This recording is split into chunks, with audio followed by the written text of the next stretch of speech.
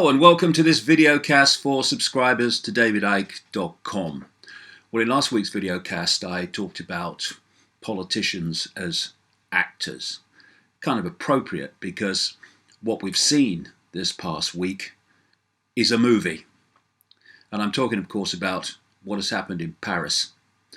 The horror is real. The cover story is a hoax.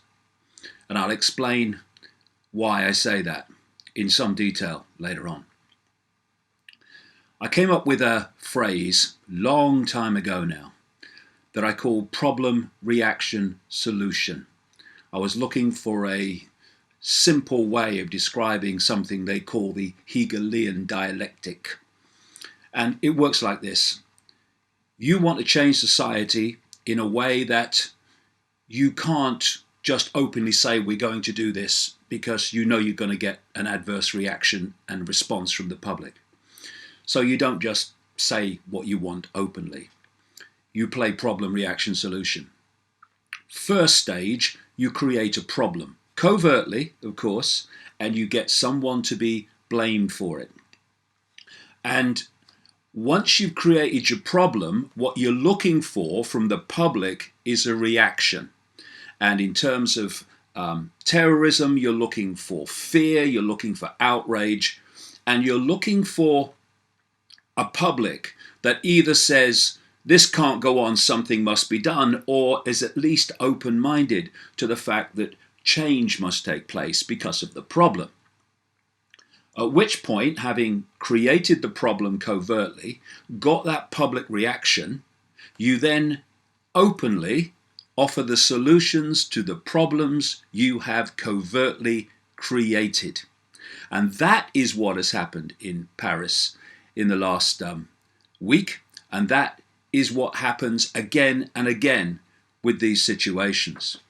And if people could only open their minds to the fact that it is possible, say the bloody least, that a force behind governments would create horror to get the reaction and the response so that they could change society in the way that they want. Now, for the last 25 years in my books and talks around the world, I've pointed out what this hidden hand, wants. It wants a global Orwellian fascist dictatorship where people are controlled down to the fine detail of their lives, where freedom of speech, freedom of movement, all of it is no more. We're seeing it unfold by the day now, all these years later.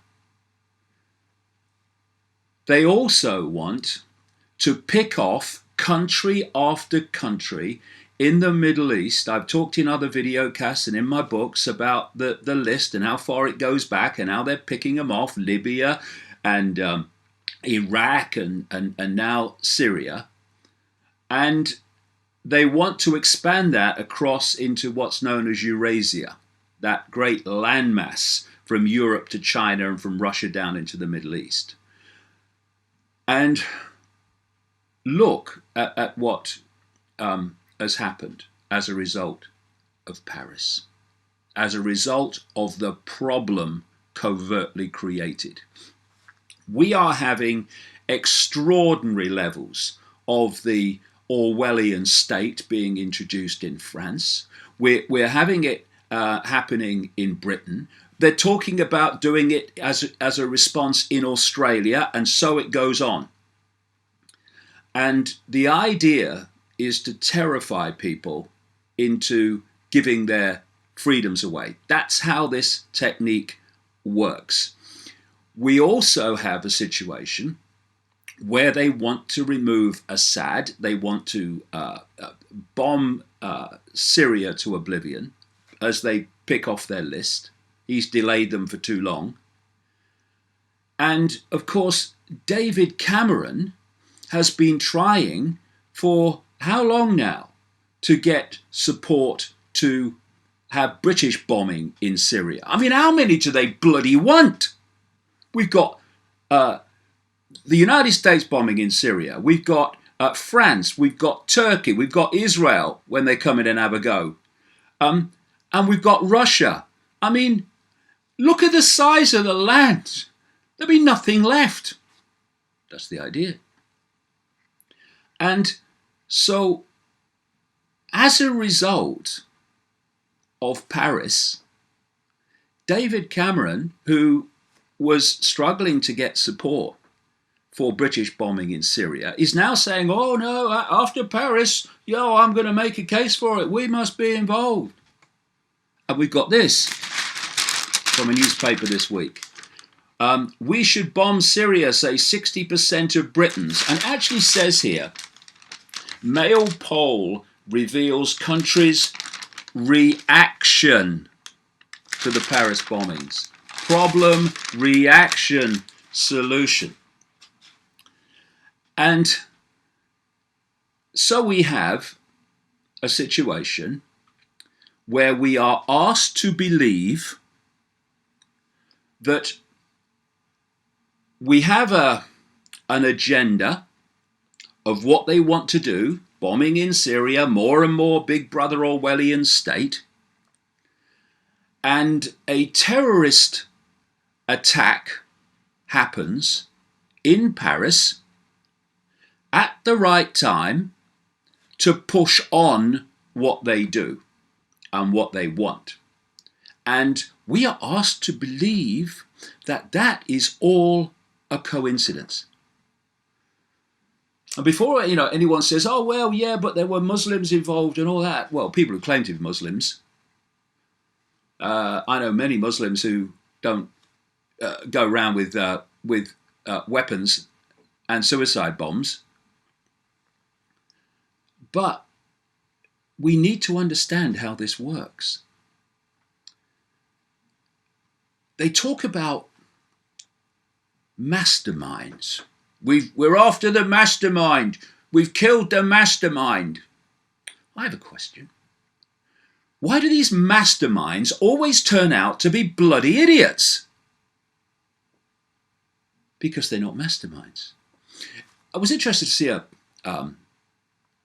an interview this week with a French journalist who had been a hostage of ISIS, and a deal was done to get him out.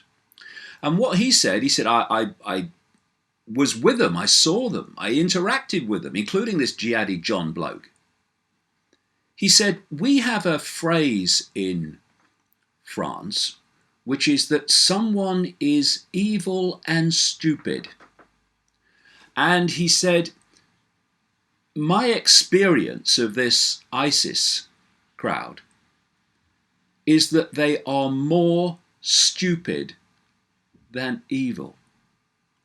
Now, when you consider the evil that they have done, the level of stupidity he must be talking about beggars belief. Oh, but these are masterminds. They're orchestrating this terrorism. This is how it works.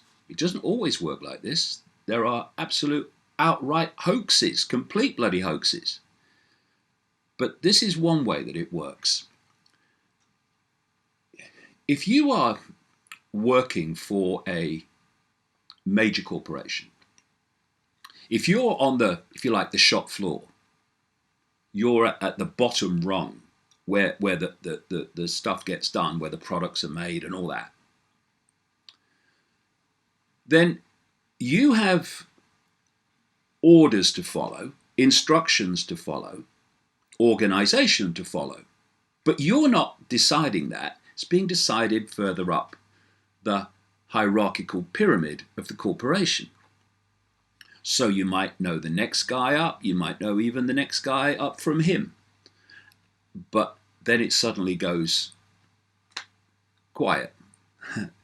The source of the ultimate instructions, just, you don't know.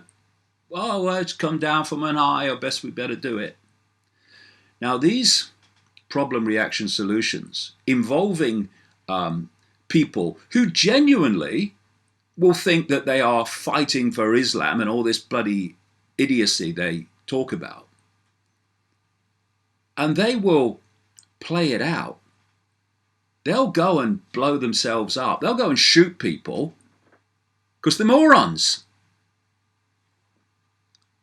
But they ain't orchestrating it. They are not the ones that have the ability to block or delay responses or block security so that they can get away with it and actually perpetrate what they are doing without being stopped. And here's another. We're asked to believe.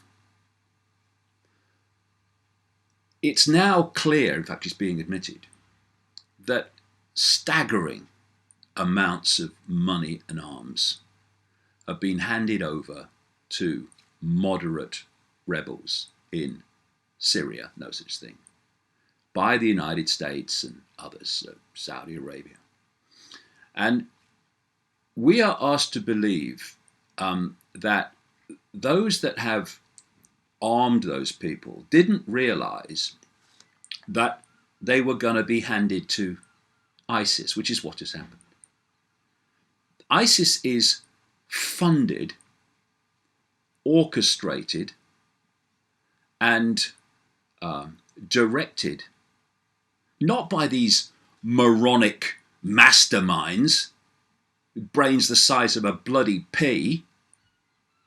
It's done by the very hidden hand that then says, after these terrorist events, we must go to war in Syria, come together in a coalition of more mutual destruction.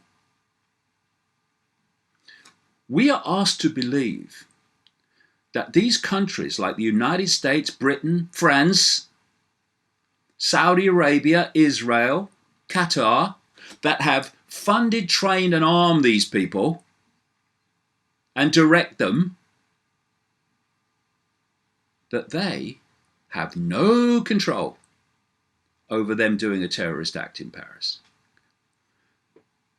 And what we're seeing now is a double whammy. We are seeing the ante being upped to create maximum terror, maximum fear in these societies of the West, France, Britain, Germany, United States,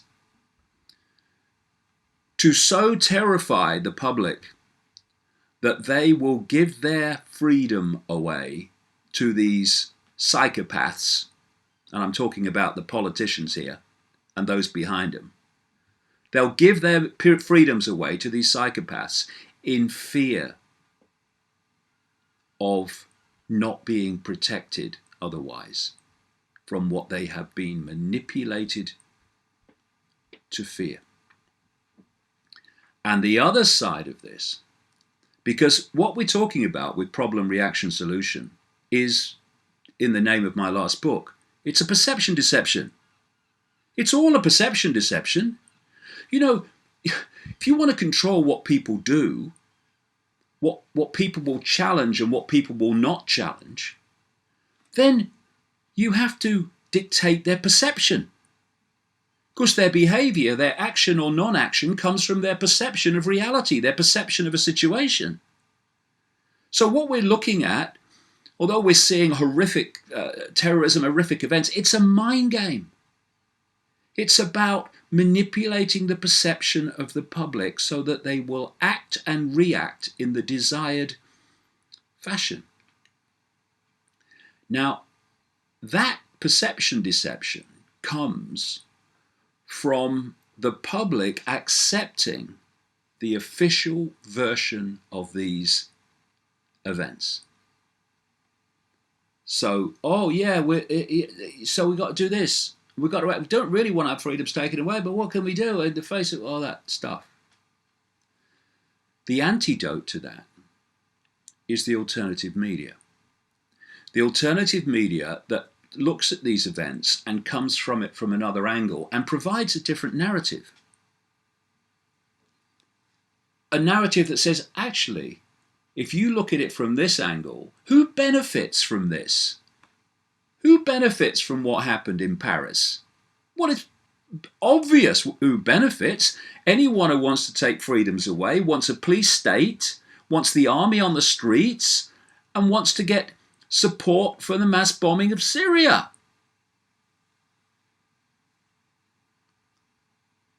Who benefits is, as the phrase goes, the one most likely to have committed it, and in this case, ultimately, organized and engineered it. So what we're seeing in this double whammy is, on one side, more and more of these events to terrify people.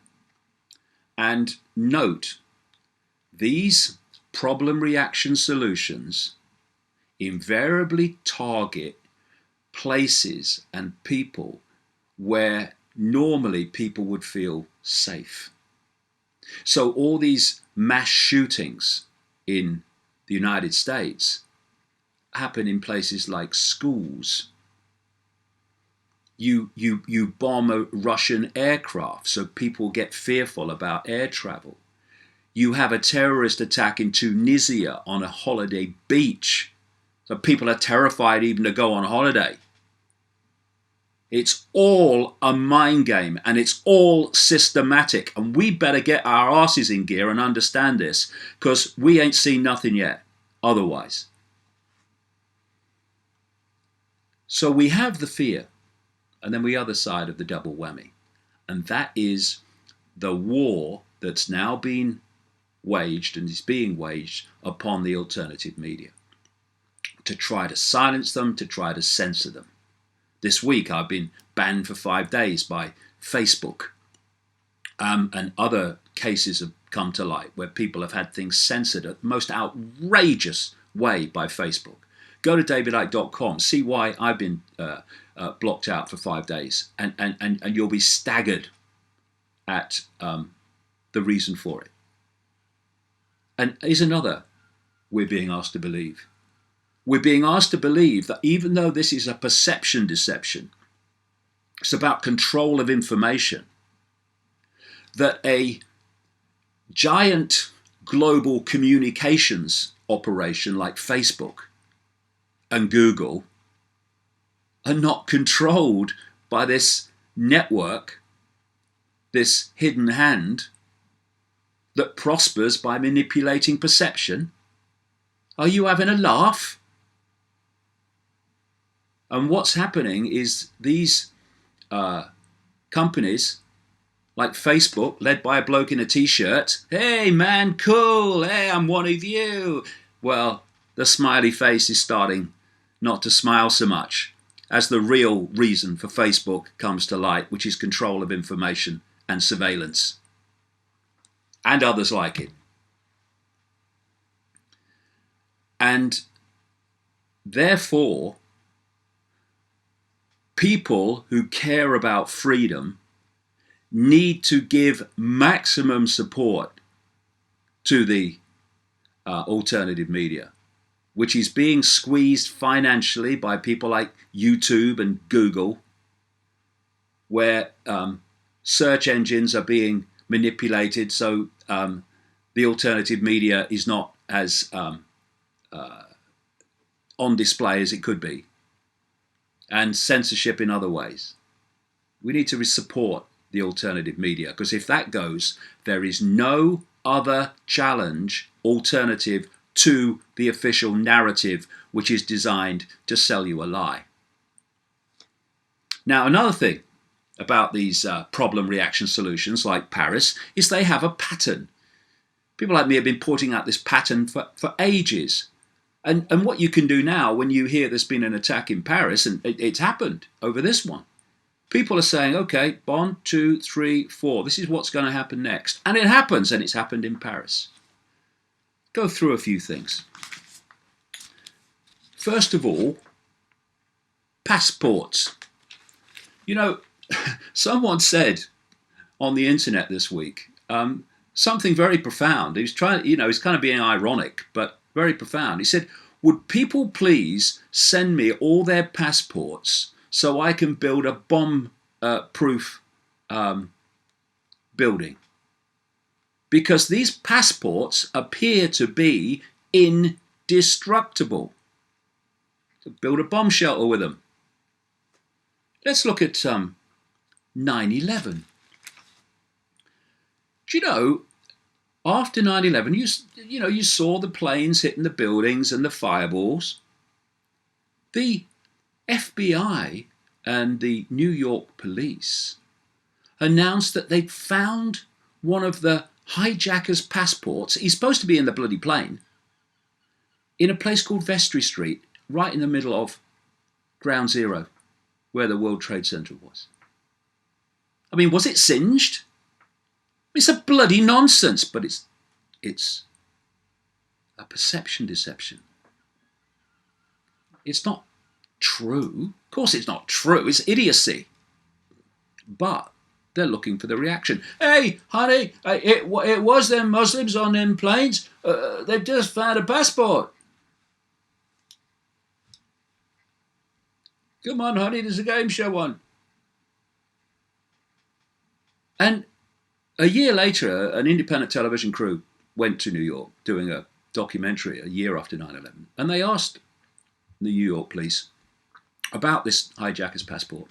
And they were told it's a rumor that might be true. There was a press conference called after 9/11 to say they'd found it. Why? Perception deception. It's a mind game. And then we have 7/7, the London bombings in 2005, where one of the people who's supposed to be on the tube train blew himself up with a bomb in his bag. The police found, miracles are to a penny in these problem reaction solutions because they're lying. They found his passport, they found his driving license, and they found his mobile phone insurance. Oh, you sure it was him then, the guy you want to collar for it? It's absolutely unbelievable.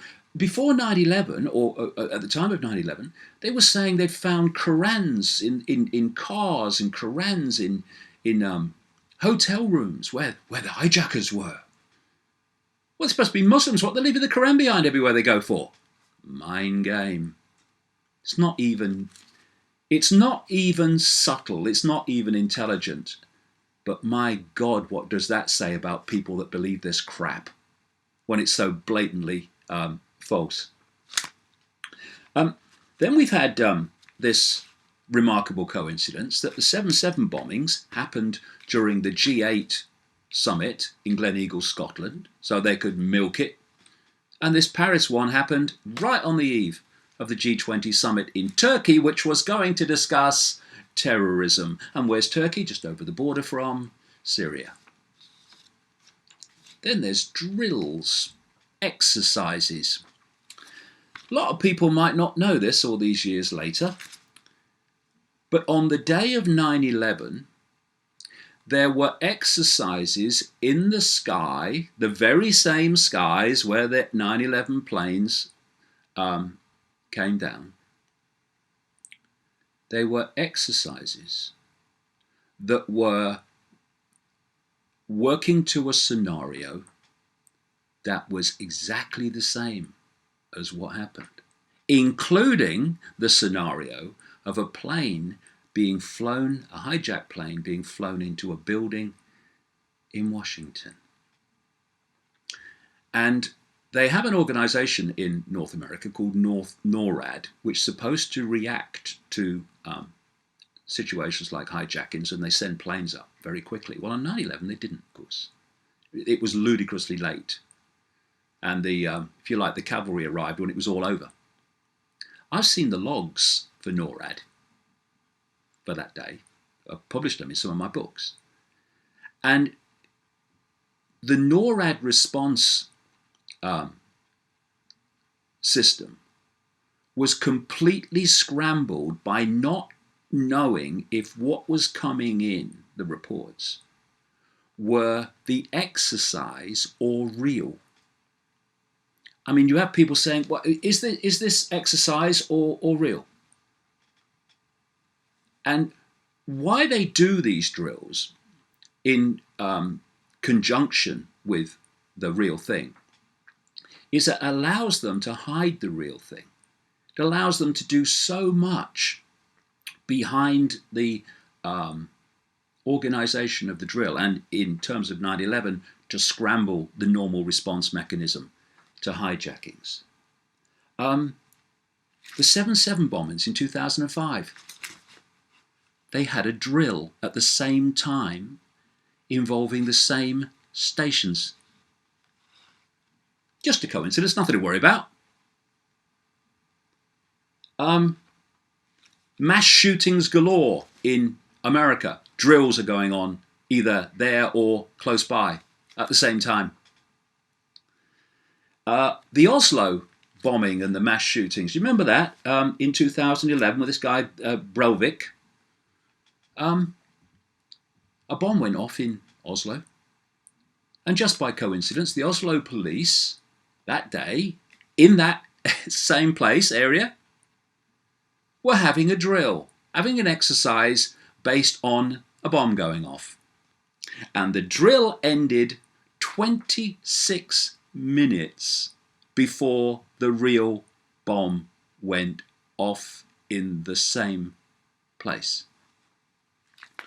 Boston Marathon bombings, drill going on at the same time in the same place. Oklahoma bombings of the Murrah building, drill going on at the same time in the same place. People who arrived that morning, many of whom never went home, saw the bomb squad around the building before the bomb went off, or the bombs as they were.